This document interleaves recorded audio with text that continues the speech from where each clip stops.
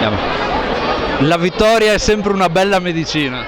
Questo molto emozionato, prima volta che io in questo palazzetto per noi, no, come avversario, sono molto contento, emozionato.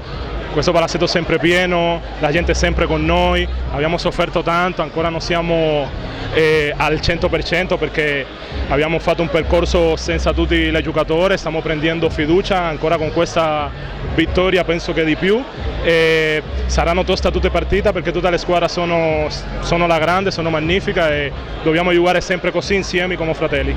Come può essere utile un 3-0 con Vibo Valentia? Era una partita molto delicata oggi. Madonna, questa partita c'è delle grandi giocatori francesi, americani e anche brasiliani e l'allenatore mi conosce molto bene perché ha giocato con me l'anno scorso, grazie a Dio l'ho vinto, che era quello che era l'importante. Una partita tosta perché anche loro c'erano delle voglie di vincere, ma noi abbiamo stato più impegnati, più concentrati e alla fine abbiamo portato la vittoria a casa, anche 3-0 e abbiamo preso le prime 3 punti.